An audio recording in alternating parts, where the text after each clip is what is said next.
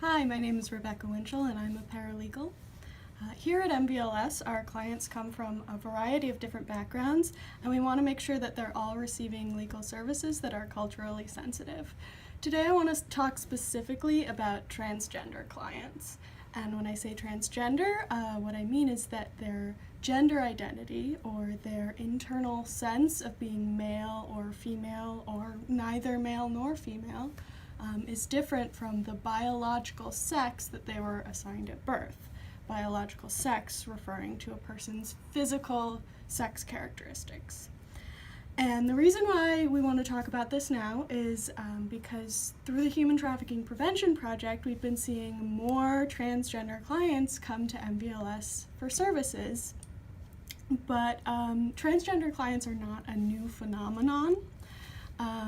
Trans people are disproportionately affected by poverty, incarceration, housing instability, and intimate partner violence, and as a result, they're more likely to need our services.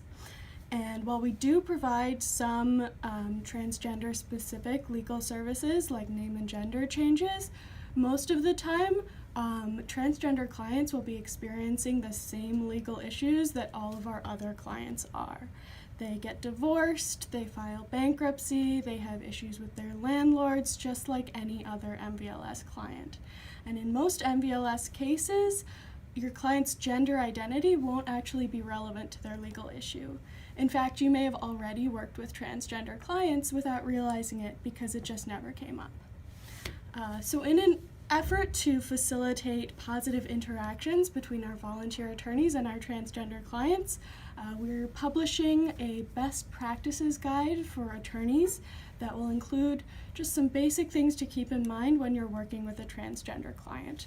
For example, it's fine to ask your client what name they'd like to be called and what pronouns you should use to refer to them, but it's not appropriate to ask personal questions about their transition, like if they've had surgery or if they're taking hormones. And if you think about it, you probably wouldn't want them asking you personal questions about your body or your medical history. Also, you may be tempted to talk about your experience working with a transgender client, but you shouldn't disclose personal information about someone's gender identity without their permission. And there are also some small steps you can take to make your office a safe and welcoming space for your transgender clients. If your office has gender-specific restrooms, everyone should be allowed to use the restroom that corresponds with their gender identity, regardless of their biological sex.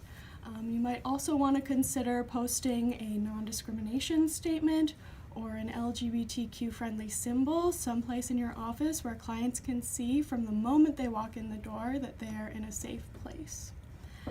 So we realize that this may be new and confusing territory for some of our volunteers, but the key things to keep in mind when working with transgender clients are just be respectful, try your best, and apologize if you make mistakes.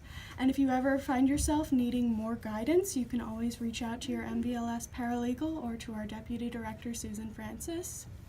And remember that fundamentally, transgender clients are no different from any other MVLS client. They're just people with legal issues who need your help.